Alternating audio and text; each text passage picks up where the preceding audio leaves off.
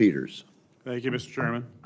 Dr. Mink, congratulations on your nomination to serve as the Secretary of Air Force. And just want to say I was happy we had a chance to meet at length in my office and learn about a number of your priorities going forward. As you know, Selfridge Air National Guard Base in Michigan was selected as the home of a dozen new KC-46 tankers, to follow up on Senator Sullivan's conversation. And I certainly am grateful, as you mentioned in the office, your commitment to honor that decision to place those KC-46s in Michigan. And I look forward to officially welcoming you to visit Selfridge so you can see firsthand the incredible facility that is there.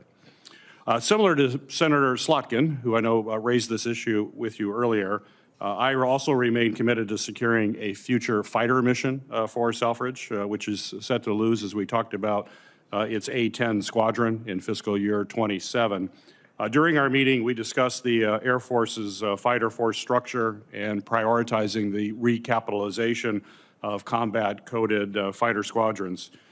As you know, without recapitalization, the DoD risks losing hundreds of skilled service members at a time when we are already short over 1,000 fighter pilots and over 4,500 maintainers.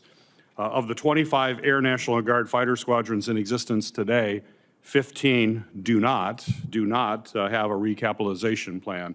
And being from a National Guard state, Air National Guard state, that concerns me a great deal. And so my question for you, sir, is how can we ensure we are taking full advantage of the expertise of our current National Guard aviators and the crews that they have to address this personnel shortfall that the Air Force has? Again, Senator, I thank you for the question, but also thank you for the opportunity to sit down and talk with you a bit. So, yeah, as I stated in the office, we, for sure, at KC, the 46 tanker, we will commit to that.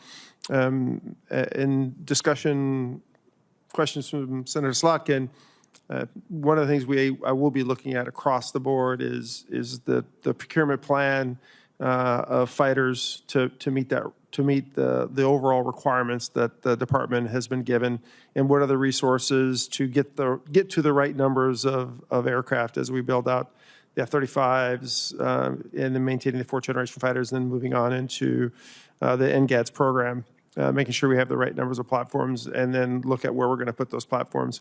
And Senator, if confirmed, I promise to work directly with you on where we think we're going to land and have that discussion for sure. Great. We also discussed in that office meeting how collaborative combat aircraft and other similar warfighting autonomous capabilities can be utilized and integrated alongside the KC-46s for both improved command and control. These autonomous aircraft will be, as you know, crucial in the Indo-Pacific, given their relative low cost and the versatile capabilities, as well as high numbers to be able to produce at scale. So my question for you, sir, is can you share your plans to prioritize and improve the acquisition process for autonomous capabilities to improve force mix of integrated Air Force platforms as well as weapon systems? And clearly, acquisition process needs to be a whole lot quicker, a whole lot more efficient. I'd love to hear your plans to make that happen. I can talk about improving acquisition rate of innovation for all day long.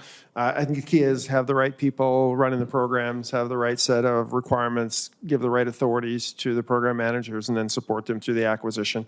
So I've done that throughout my life with significant success, and I will continue to do so. With respect to specific acceleration of the different unmanned systems, CCAs, and other follow-on systems, I haven't been given the detailed, it's part of the larger NGAD, CCA, the larger enterprise solution that the department's been working on. I haven't got the detailed briefing on all that, but that will be a focus. It's a combination of not just the manned platforms, but it's the CCA, and I believe there's likely other platforms that'll be required, other unmanned platforms that will be required. And that's going to have to be a focus, because that's what that integration of those different type of platforms with ISR and other capabilities is what's going to be required to deter any aggressor in PACOM and any place else, and when if we need to, right? We're going to have to make sure we get that right. Thank you, Dr. Mink. I look forward to working with you on that issue and the others that we discussed in my office. Thank you, Mr. Chairman. Thank you, Senator Peters.